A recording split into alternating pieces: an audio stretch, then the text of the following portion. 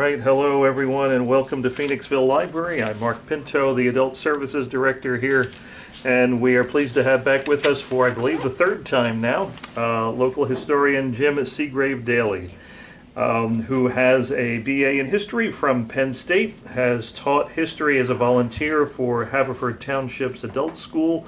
He's a member of Radnor and Haverford Township's Historical Societies as well.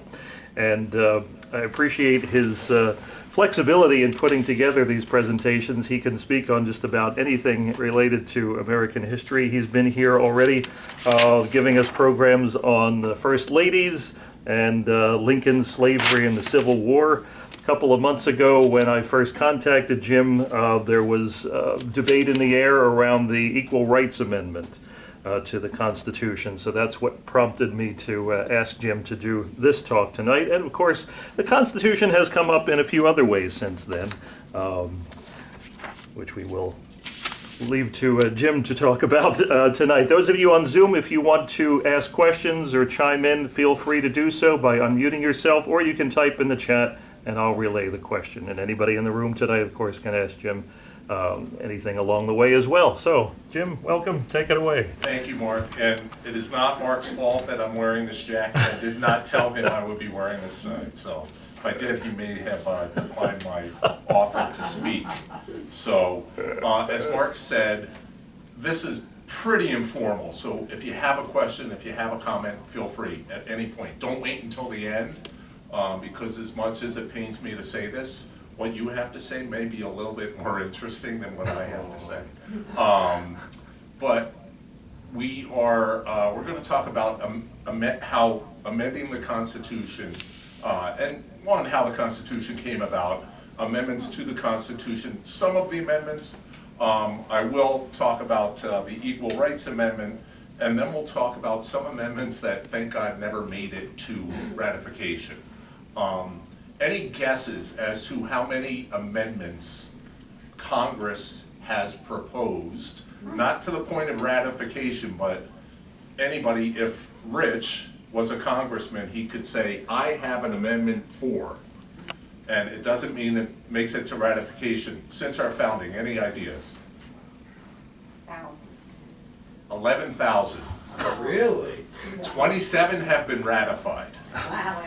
11,000, which is crazy. And there is a reason why the founders made the amendment process difficult, because their fear was a party in the majority could run rampant and do pretty much whatever the heck they want.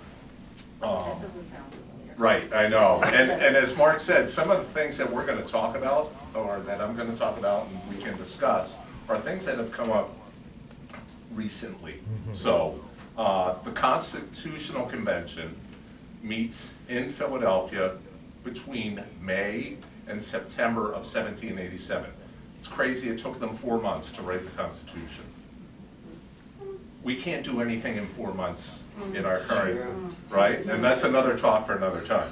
But the way the Constitution came about, our first Constitution was the Articles of Confederation during the Revolutionary War. The problem with it, it gave more power to states than it did to a fledgling federal government. Also, during the war, governors of states, of colonies, had more power than the Continental Congress. The Continental Congress could not tax. They couldn't, Washington is writing letter after letter after letter, begging for supplies, begging for ammunition, begging for food. And the way that the Continental Congress would respond is they would say, we have asked the governor of New York. Governor of New York would respond and say, yeah, I will absolutely send those items, but only if they're used for my troops from New York, not for everybody. So it's because of these experiences during the Revolutionary War that Washington and the Federalist Party, Alexander Hamilton, James Madison for a time, and others, wanted a strong federal government, a strong centralized federal government. The anti-federalists are led by Jefferson, and they want more power to the states. So that fight happens and there are several really good books about this period. I'll mention them at the end. And thankfully, Mark is taping this, so you can, you don't have to write down quickly. But I would dare to say several of these books are available here at the library. I didn't check, but in the library system at least. So, the next question. What constitution did the founders think was the best to model ours after? What nation's constitution? Ironically enough. English? Great Britain. Yeah. Despite us breaking from them, they thought that the British Constitution was the best model. Now, they do take some things from ancient Rome, ancient Greece, others, but really the British Constitution is the model for our Constitution, which, again, kind of funny when you think about what happened over the previous, 10 years, 15, 20 years, actually.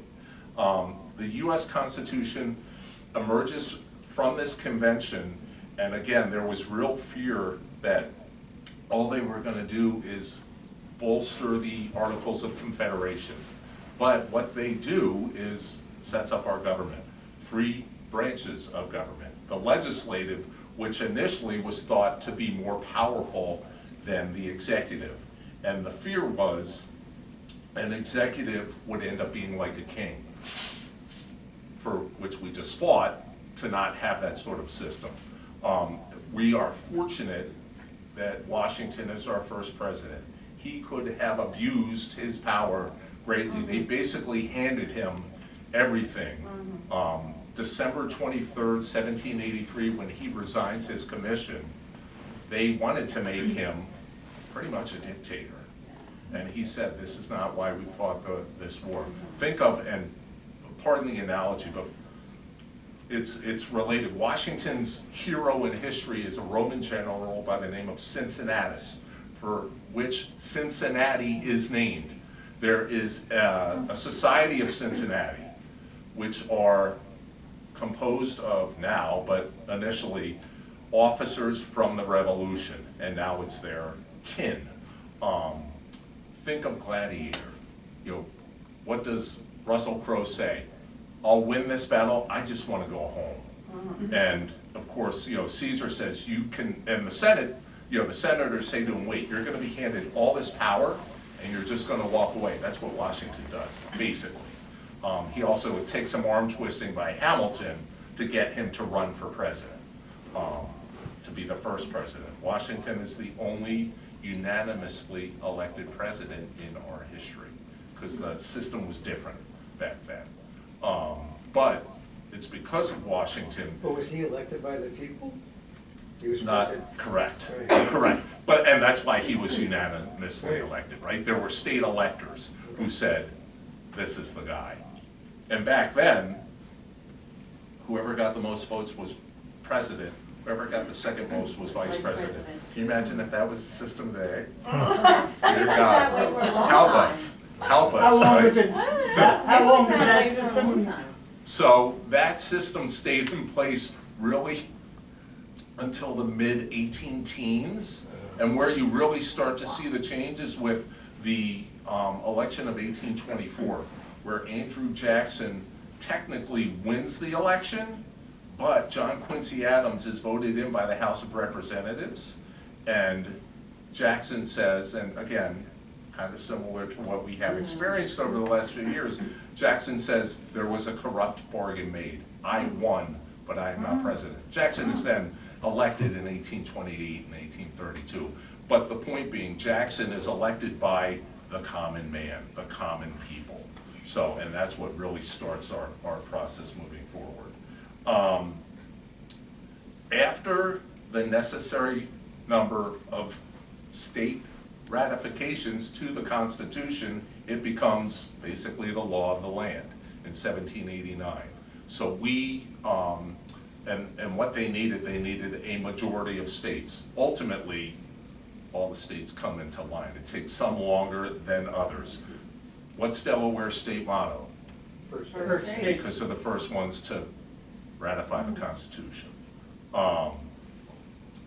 Delegates to the Constitutional Convention, what they did is they create a model of government that relies on, and we've heard, checks and balances, right? To keep the others in line. And there have been times when the executive is more powerful, and there are times where you really see it. So I would say, and this is my humble opinion, but in the reading and research that I've done, I would say where you start to see one of the first really strong executives is Abraham Lincoln. Civil War, right? And he does some things. Now, Lincoln, there's a reason he's on Mount Rushmore, right? Gets us through the Civil War, ends slavery, those sorts of things. He also suspended the writ of habeas corpus. He threw people in jail, So he did some less than stellar things. After Lincoln's assassination, Congress says, we want the power back.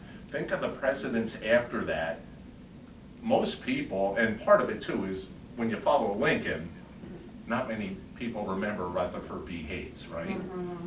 Your next strong executive is Teddy Roosevelt in the early 1900s. So for about 40 years, Congress, the legislative branch, takes the power back, right? He was like an accidental president, too. Correct, because McKinley is assassinated. And then after that, it's his cousin, Franklin Delano, because of depression and war, who becomes extremely, extremely powerful. And then again, it waxes and wanes. Throughout this entire time, amendments are being proposed. We have 27 that have been ratified.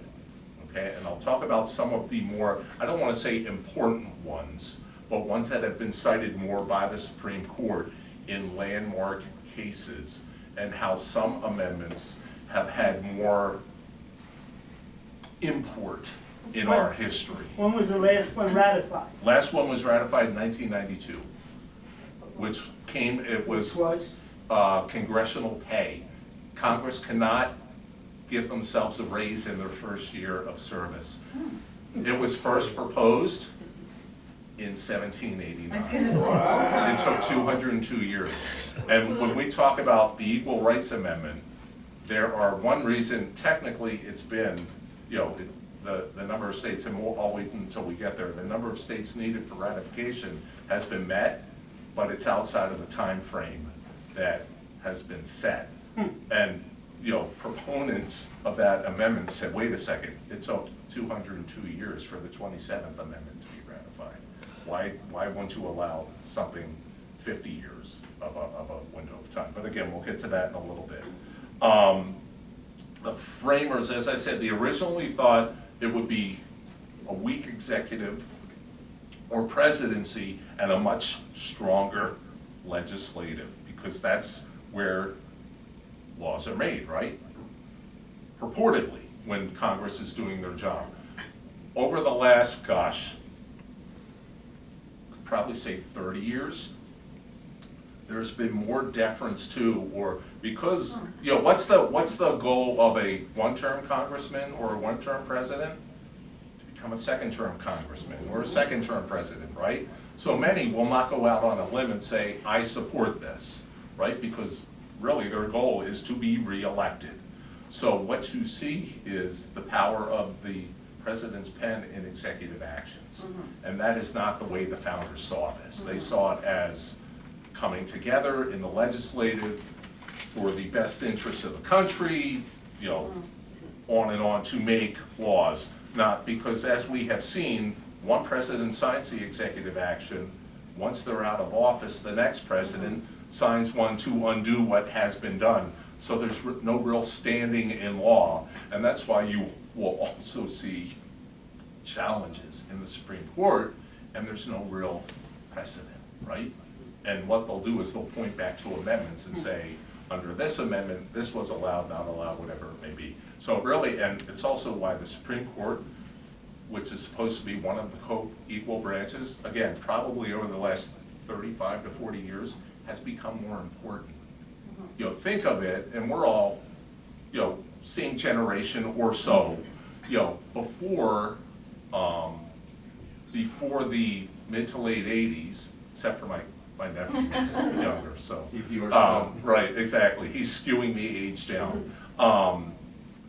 Mid to late 80s is when people start paying attention to Supreme Court nominations, right? Up until that point, It's true, you never really even heard about it. most were, it was advised and consent by the Senate, right? And most nominees were unanimously, or close to unanimously put through. There wasn't a Well, lot of it has- contention, It's yeah. changed, right? And I'm not saying that's a bad thing, right? Like, we need to know, but it's become hyper partisan. And not just those nominations, I think we could all agree across the board, it's become that way. Article 5 of the Constitution outlines the process for amending the Constitution, allowing for amendments to be proposed by Congress or a convention called by states. So it could be either one. If you have a majority of the states say, hey, we want a convention to decide an amendment, then that can get the ball rolling. Every amendment that has been ratified has gone the other route. It's been proposed by Congress first, and then it is, 3/4 of both houses have to vote on it. If they approve it, it goes to a state, to each of the states in a ratifying convention. And again, you need a majority of states to ratify the amendment to make it become law, or an amendment to the Constitution. Article 5 also includes, so we were talking about the 11,000 amendments that have been proposed. Can you imagine if there were 11,000 amendments? Dear God. But Article 5 includes provisions that limit what can be amended, so that you hope to weed out some of the crazier ideas. Again, and what the founders most feared was whether it was, and back then it was Federalist and anti-Federalist, right? The Republican Party doesn't really come about until Abraham Lincoln, just before Lincoln. But as partisan as we are today is as partisan as it was. Look, read about the election of 1800. As partisan as it gets, right? And of course during the Civil War and all, we've come through a lot, so I have faith, knock on plastic, knock on wood, here we go. But actually 2/3 of both houses of Congress, I said 3/4, is 2/3 of both houses of Congress that have to, that can propose an amendment. It then goes to a state, and if a state convention does it, it's 2/3 as well. Once that amendment has come through either one of those avenues, either 2/3 of Congress or 2/3 of a state convention, 3/4 of state legislatures must ratify the amendment. Okay, so basically we're talking 38 states, until Greenland becomes a state. We're actually going to talk about an amendment where Greenland is actually somewhat, it relates, and it's frightening. But for a state convention, once that 3/4 is hit, and initially there was no time frame laid out, like this has to be done within X amount of years. There was an understanding that it would be 7 years, but again, our last amendment, it took 202 years. So, but most have gotten through, in that 7-year period. The first method of amendment is the only, as I said, congressional is the only one that's been used to date. No state, 38 states haven't gotten together, or go back in our history, 2/3 of the states at that time saying, hey, we want to do this. No, there's always a first time. Right, I know. Anything's possible, right? I mean, quite honestly, what's happening today, 20 years ago, you would have said, never. Never say never, as has been said before. So to date, Congress has submitted 33 amendments to be ratified. 27 of the 33 have been ratified. In addition to congressional amendments, or pardon me, constitutional amendments proposed by Congress, states have the option of petitioning Congress to call a constitutional convention. Legislatures, as I said, in 2/3 of the states must agree. While the convention process has yet to be triggered, it has been attempted. There are records right after the founding in 1789 of a state, unofficial records of states coming together to say, hey, we want to do this. And part of that was, it's also where you start to see the separation of the North and the South. And big reason is that the North becomes a manufacturing center. The South is more agrarian, right, because of slavery, and they're relying on free labor, whereas the North follows Alexander Hamilton's idea of, hey, why do we have to buy stuff from Europe? We can make it here. And that's why you start to see industrial centers in Philadelphia, Boston, and New York, and Rhode Island, and Chicago, on and on and on. Whereas down south, and because of the Industrial Revolution, down south, slavery is dying. What gives slavery new life is the invention of the cotton gin, which makes it much more profitable and much, the irony of ironies is, where does a lot of the cotton from the south go? Up to manufacturing centers in the north. Philadelphia is one of the largest textile manufacturing areas from the founding of the nation through World War II. And a lot of that southern cotton is coming up here. You're right, it's also going to England and That's why they thought France. England would come Correct. in on their side. Correct. Well, when did the Philadelphia textile business start? Founding of the nation, 1790s, when the Industrial Revolution comes. The first Industrial Revolution starts in England in about 1750, and England, what they did is they guarded those industrial secrets. Basically, how do I build a mill and how does it operate? There's an Englishman who memorizes the plans, comes over and starts a mill in Rhode Island in about 1787. And then it spreads like wildfire. Right, which is wild, absolutely wild. So, our first, we talk, or we've heard talk, we've read about, in school growing up, the importance of the Bill of Rights. The Bill of Rights was a real sticking point to the ratification of the Constitution. You had the Federalists and the Anti-Federalists fighting for it. The Anti-Federalists said that if there is no Bill of Rights, then how do we know that freedom of speech is protected? How do we know that freedom of religion is protected? How do we know? Think of those first 10 amendments. Whereas the Federalists are saying, we don't have to list every right under the sun. It's understood that, and this goes back to the Enlightenment and John Locke and David Hume talking about being in a state of nature, how everybody has freedom. Now, of course, the definition of freedom varied by sex, by race, those sorts of things, right?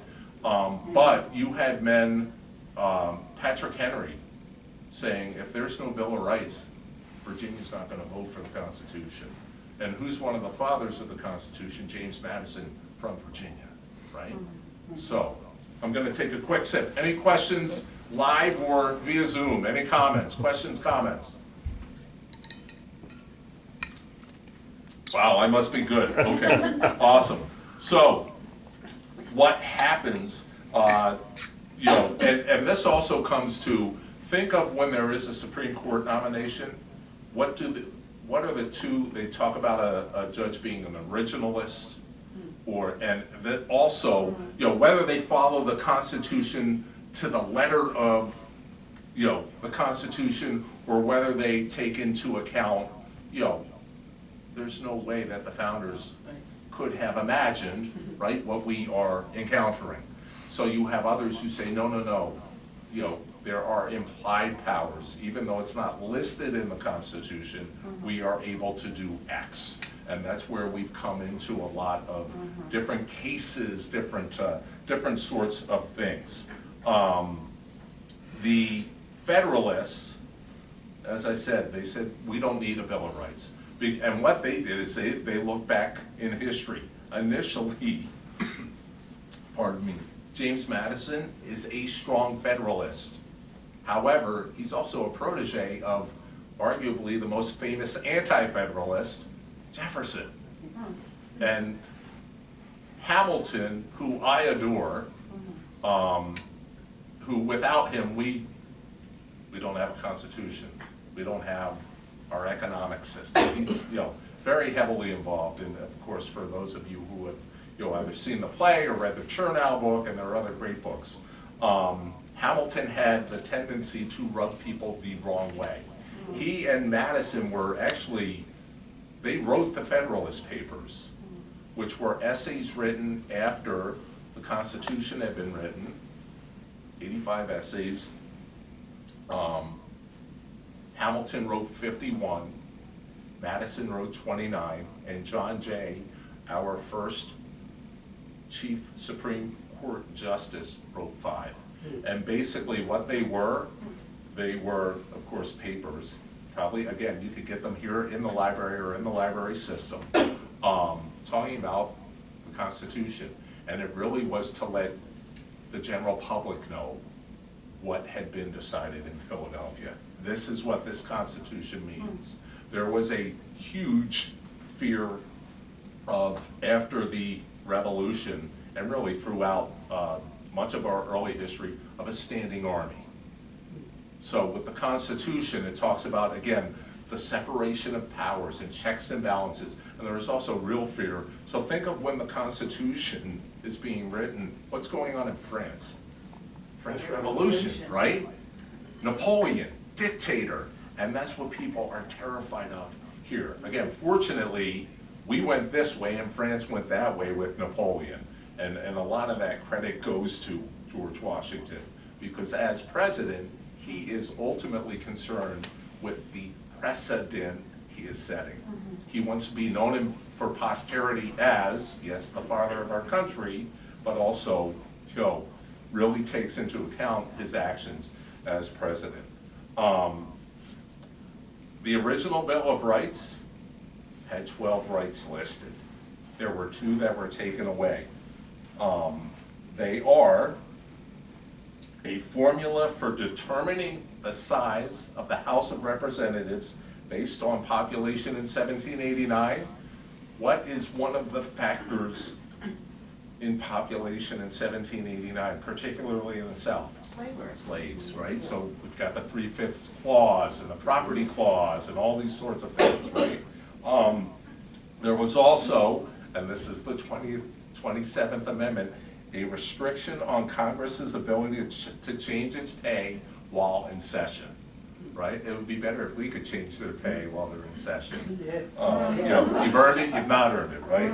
So, the amendments that have been cited most in our history by the Supreme Court, the 14th Amendment, the First Amendment, the Fifth Amendment, and the Sixth Amendment. I'm going to get my big cheat sheet here. The 14th Amendment comes about in 1868. It's during Reconstruction after the Civil War. The 13th Amendment abolishes slavery in 1865. The 14th Amendment, citizen rights, equal protection, apportionment, Civil War debt. If you fast forward 100 years to LBJ, the Great Society, a lot of Supreme Court cases point back to the 14th and the 15th Amendment. Challenges to what LBJ is trying to do with the Great Society. There are other cases as well that the 14th, that is mentioned with the 14th Amendment. Plessy versus Ferguson in 1896. Brown versus the Board of Education, which turns Plessy versus Ferguson on its ear, right? Separate but equal. Loving versus Virginia. Racially mixed couple getting married. Griswold versus Connecticut. There are so many different cases, and again, they all point back to the 14th Amendment passed in 1868, which is crazy. There are many more. The First Amendment, we always hear about freedom of speech, particularly now. Think of what's happening on social media. No way that our founders thought of, right? They would think we were from outer space. But, is hate speech allowed? Burning the flag. Although, my wife would like to burn this coat, but burning the flag is protected under the First Amendment, right? As painful as it may be for some of us to see that happen, it's protected speech.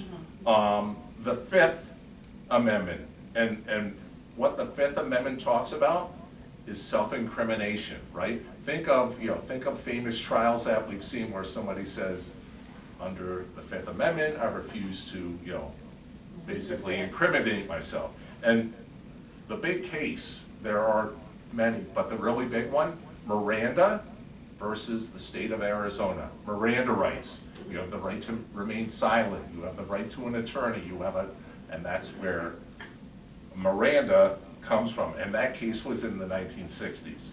The Sixth Amendment, the Supreme Court interprets the guarantee of right to counsel. That also was cited in the Miranda case and others, right? If I spill my guts without my Miranda rights being read to me, it doesn't, a good lawyer will say, Jim was never read his rights. Thank God I've never had that, situation. But we have seen cases where they say, hey, you know what? They talked to my client without reading her rights. Doesn't matter if my client has confessed to murder, bank robbery, a crime, whatever it may be, Right. it gets wiped away, right? At least in that instance, and then they can try the case again. Several amendments proposed by Congress have never been ratified by the states, including those related to slavery, child labor, equal rights for women, and representation in Congress. Here are the 6 that have been proposed that went nowhere. And they're not in exact chronological order. But the first was the Corwin Amendment in 1861, and basically it was trying to save slavery.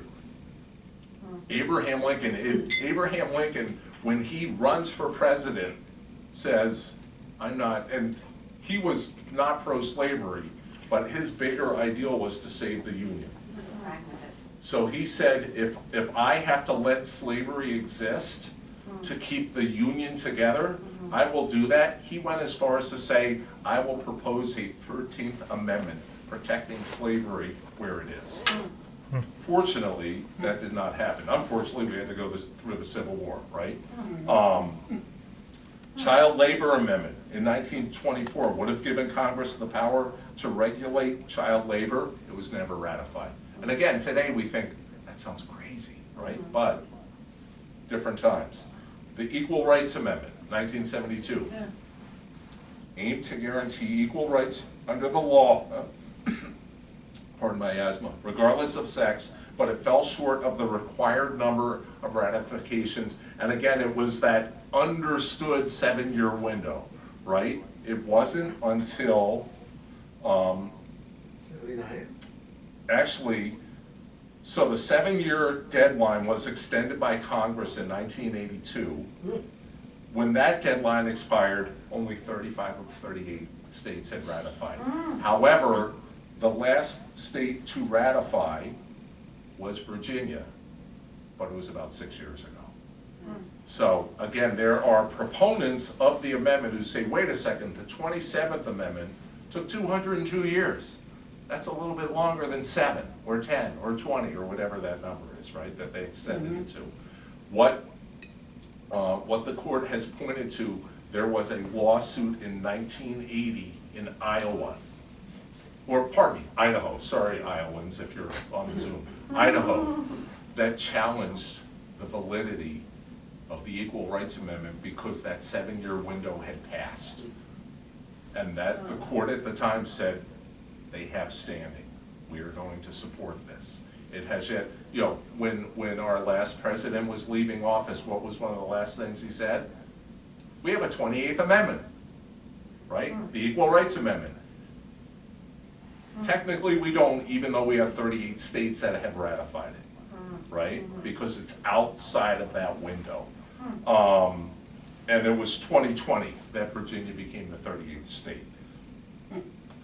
There was a Washington, D.C. Voting Rights Amendment in 1978, giving D.C. representation in Congress. Right now they have a delegate, right? but it failed to gain the necessary ratifications.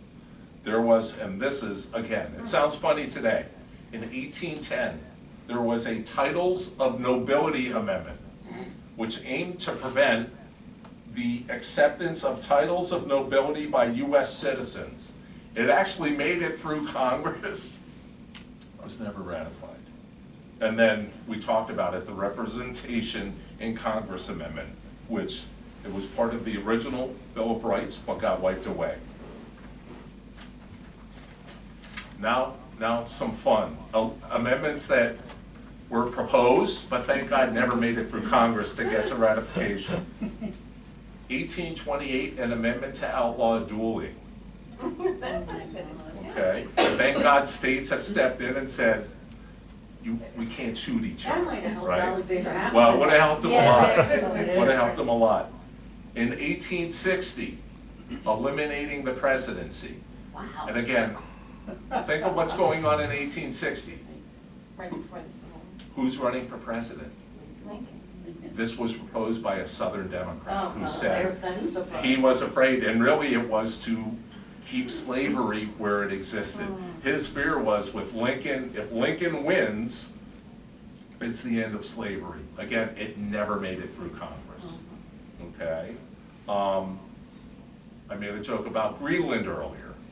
In 1893, a Wisconsin representative wanted to rename the United States of America the United States of Earth.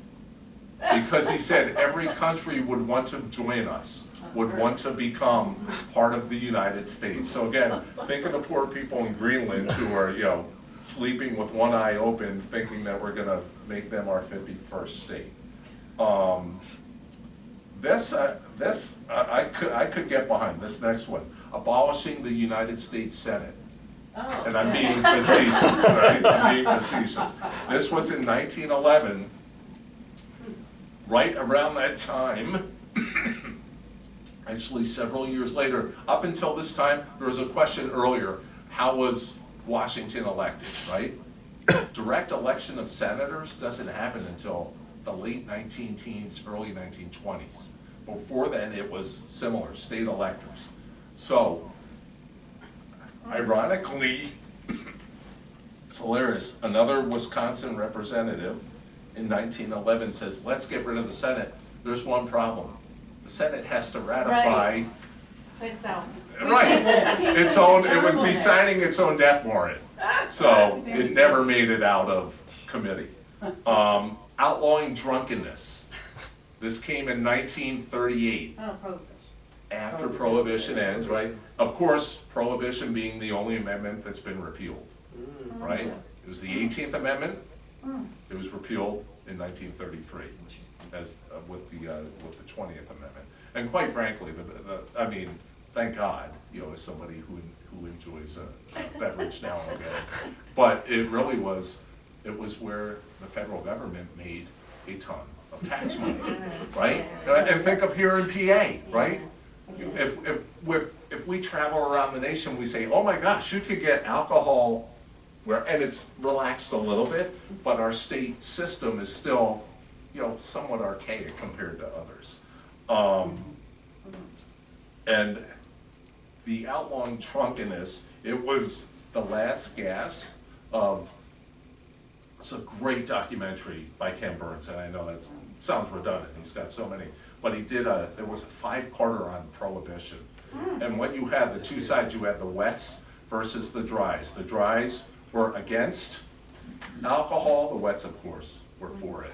So this is really like the last gasp of the dries to somehow legislate against alcohol consumption because they thought it was morally wrong, but again, the money generated by taxes on alcohol. Truly, I read this and I didn't write it down, I recently read this, in our first 150 years, 90% of our tax revenue came from a big chunk, not just alcohol. It was 3 things, which today you're like, oh my gosh, if that was the case, like April 15th would just be another day, right? But of course it's not, unfortunately.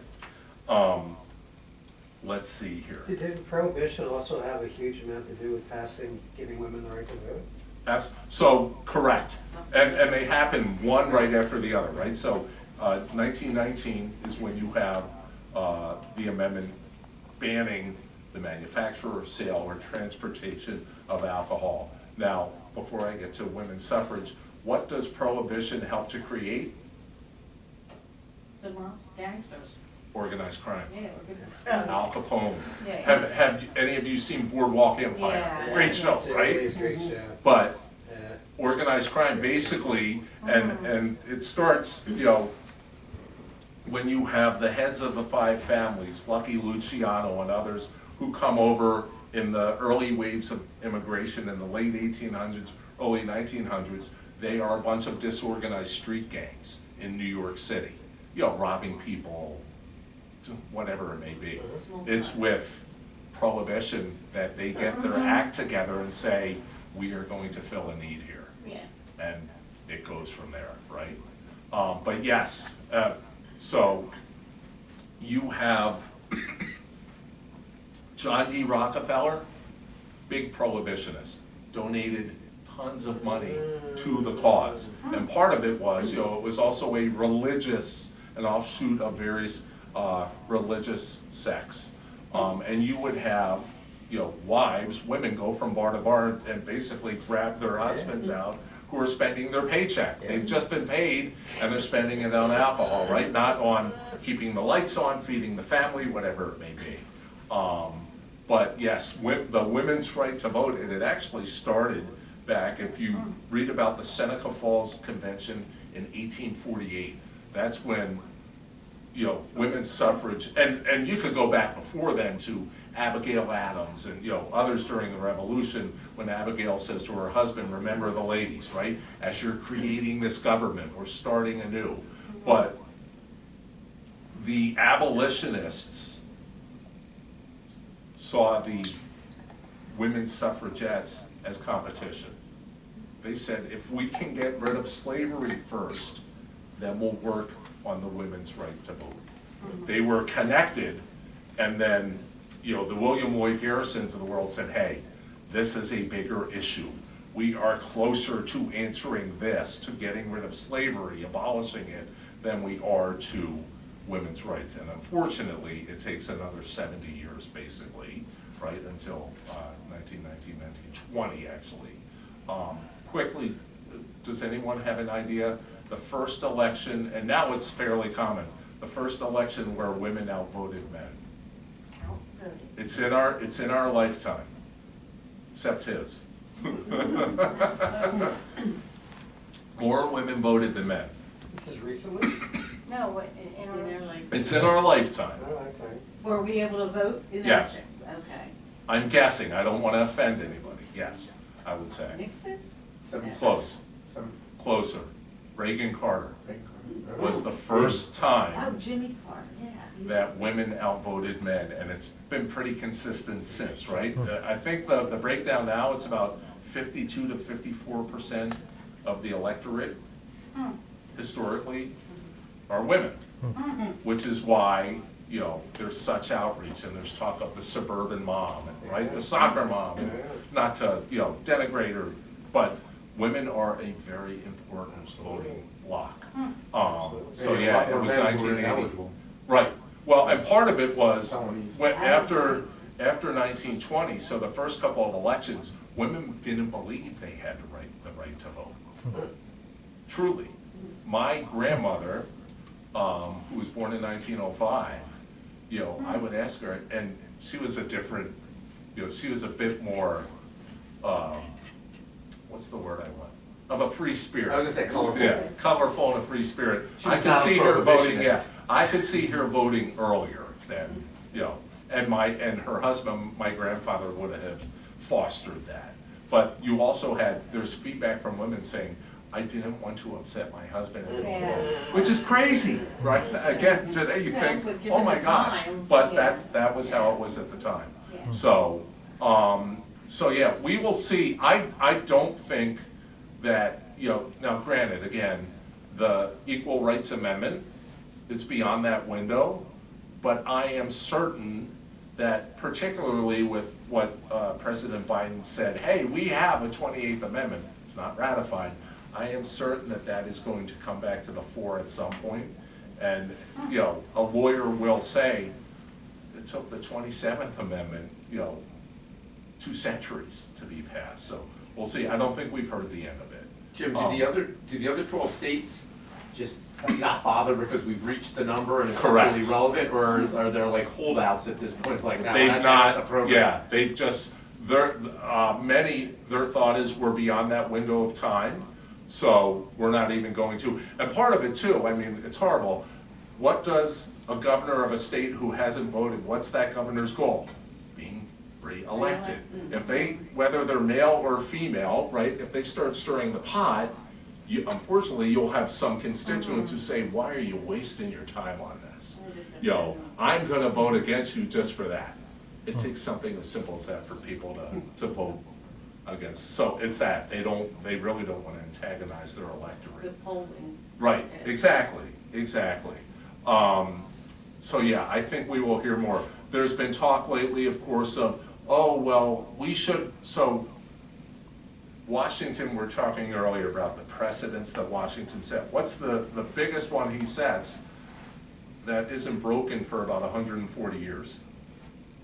2-term presidency, Until FDR. right, until FDR. And FDR, you know, situations are different. And who's to say if Lincoln had lived, Yeah, right? I always thought that. Who knows, right? And that's, anytime I go to a Lincoln talk, I'm either the guy who asked that question or somebody else asks, At what least if one Lincoln more had term, lived, I right? think he would've But, who knows, Reconstruction, he may have been fed up with it and said, I'm out, like, I've done what I can. Because he also revered the founders.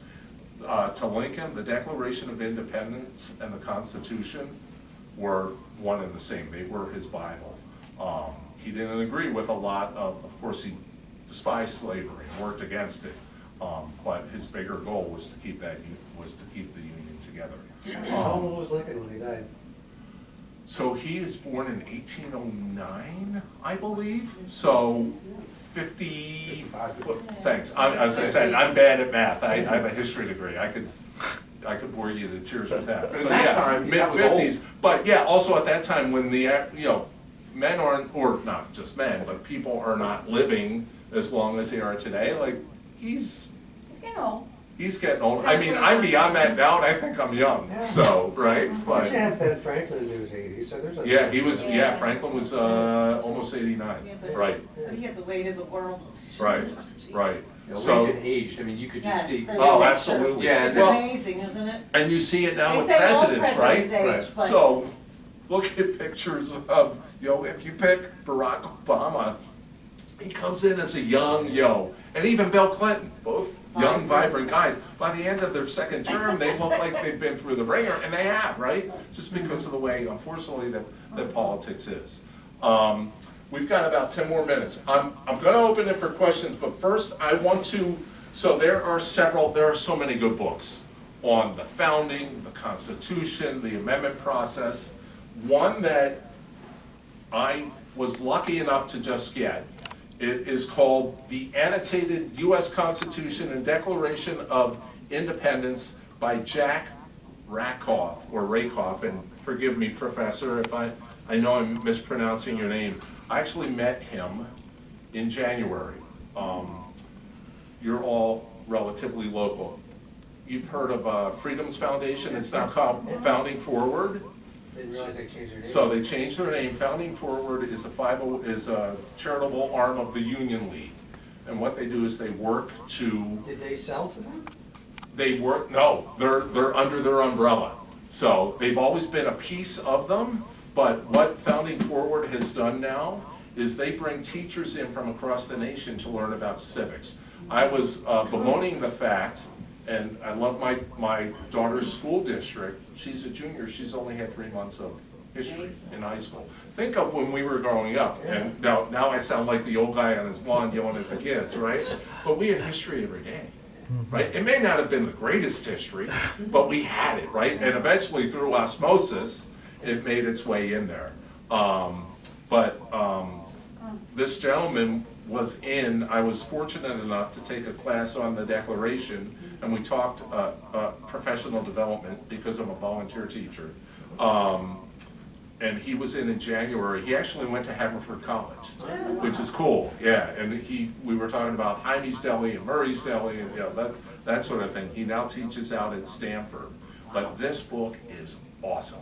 It's not only the documents themselves, but it's his explanation of the amendments. And again, I'm sure it is something that you could get here. Could you spell his last name? Sure, it's Rakove, and his first name is Jack.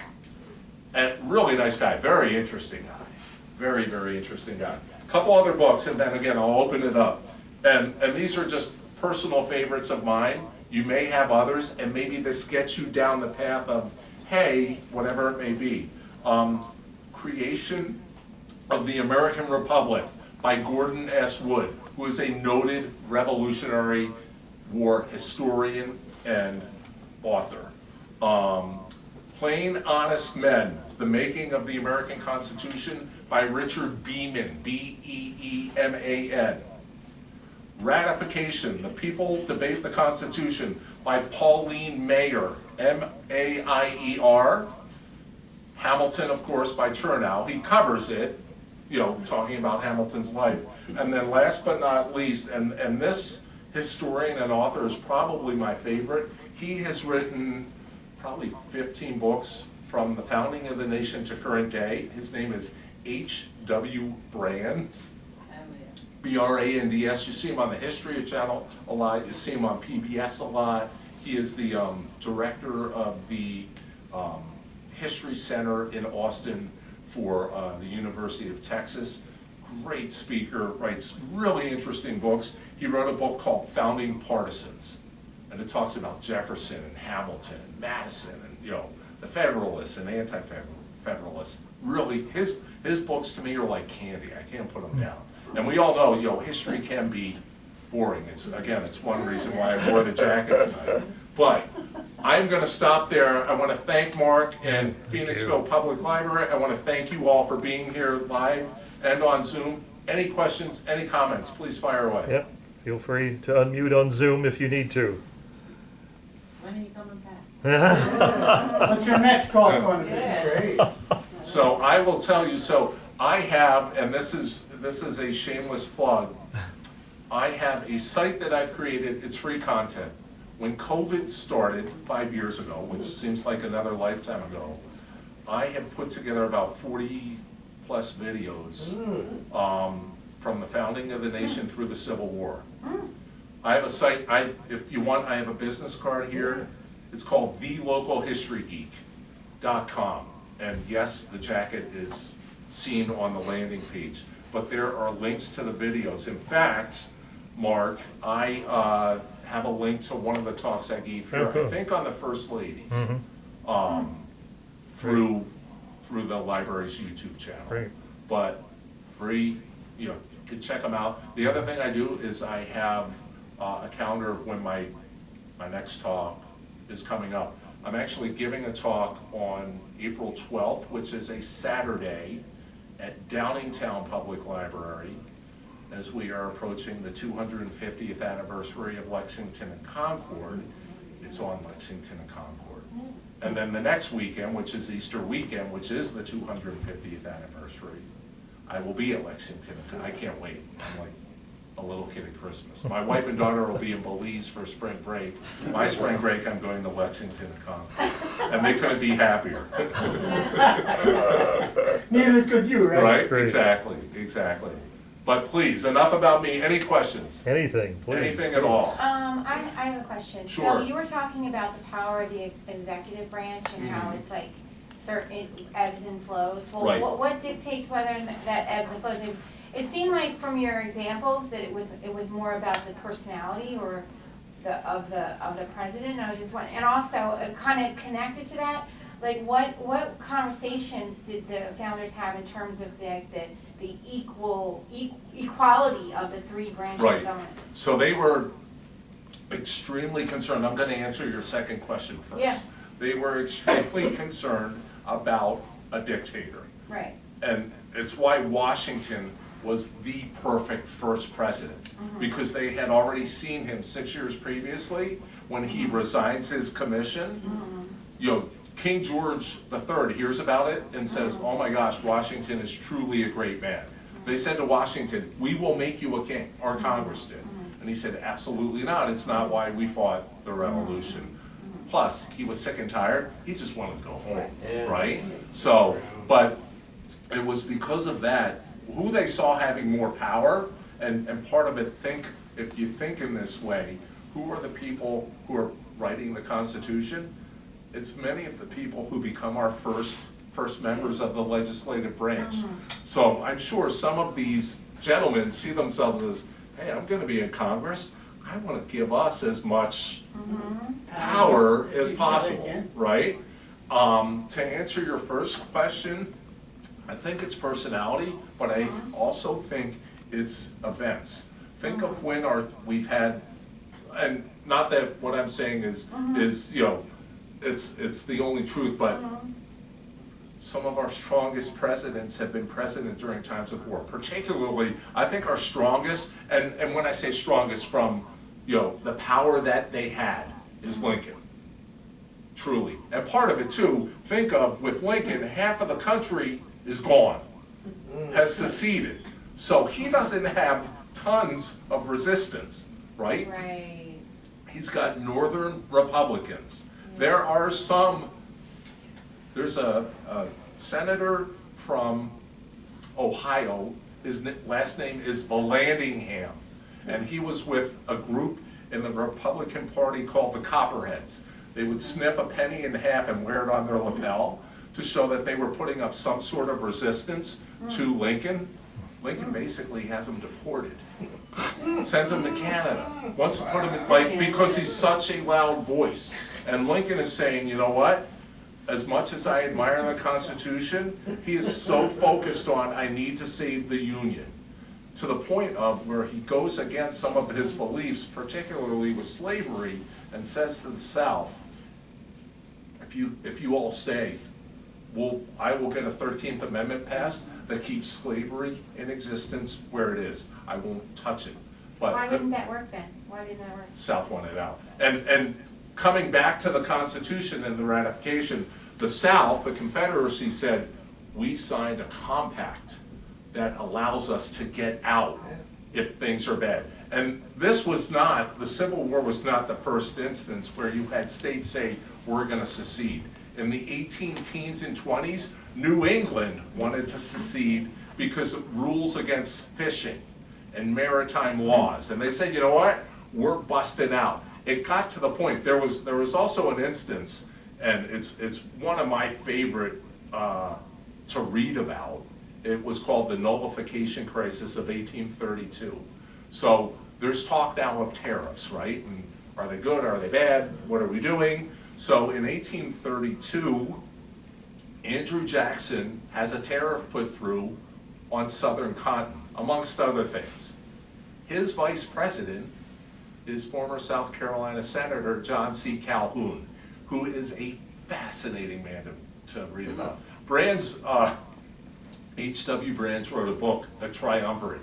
It's about Henry Clay, who was Lincoln's idol, Daniel Webster, and John C. Calhoun.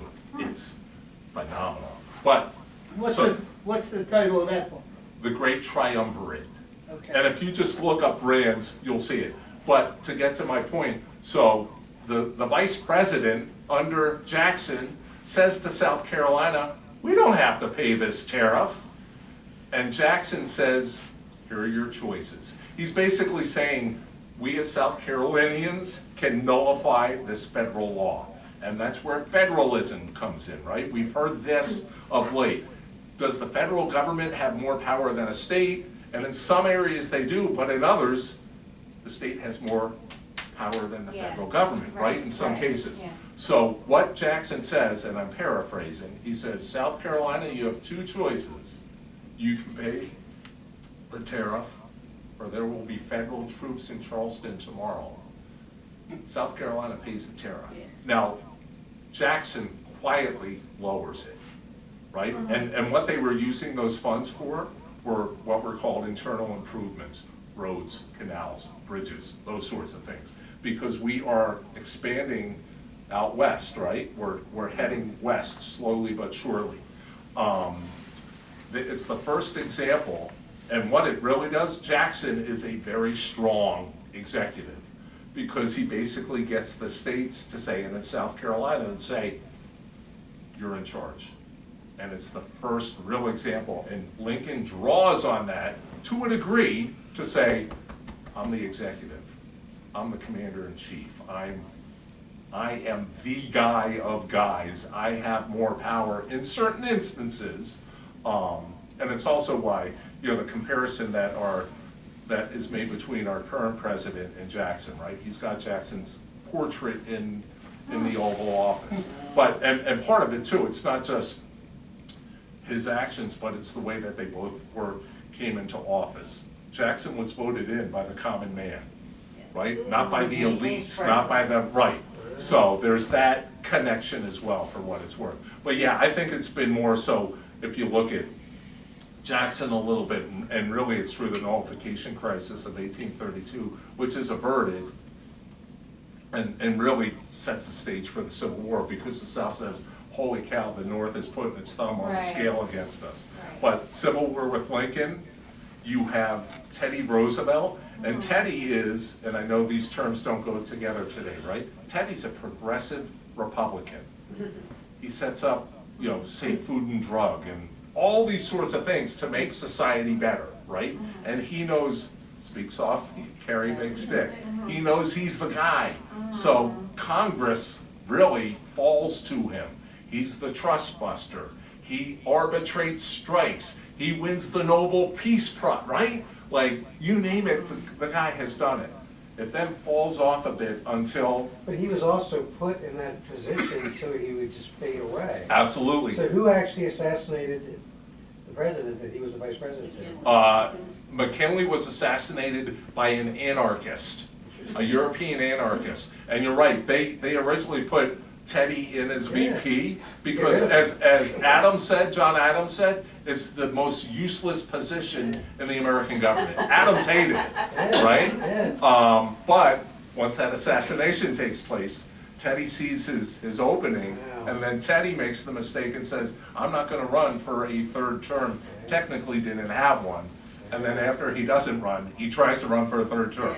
So, right? But yeah, and then of course FDR. And with FDR, it's the Depression and then World War II. Right. So, and Wilson also tries to, although I think he's not nearly as successful because of World War I, right? It's those sorts of things. And then you look at LBJ and Nixon with the Vietnam War, right? So, War is very, and that's the thing, it just completely, and go back to, post 9/11, how, there were certain civic rights that we said, hey, you know what? If you're gonna protect us, look at my cell phone all you want. You're gonna see me in a bad star jacket, right? You call it this wonderful name, the Exactly, Patriot the Act. Patriot We Act. can spy on you. And that's it. So there have been times where we have said, you know what, we'll give up some rights if you're gonna protect us, but then we come back to it and say, was it really worth it? Yeah. Right? So, good question though. Anybody else? There's all kinds of talk out there that our current president is gonna somehow find a way to run for another term.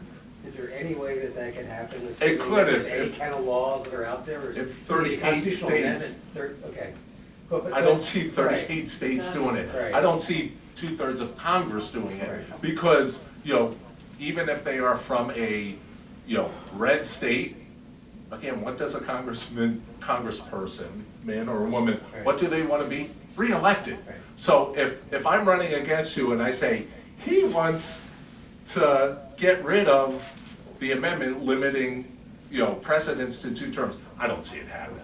Because if it did, would Barack Obama come back? Remember, there was talk of, after Clinton's second term, they said, hey, we should get rid of this so he can run again. Yeah.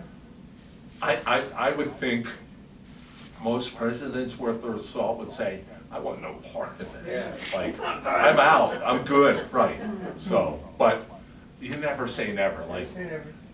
times are crazy, but I would hope, common sense would would take over, but Common that seems to sense. be in short supply. Exactly, exactly. All right. Thank you so much. Thank you, Mark. Thanks, All right. everybody on Zoom. Thank you all for being here.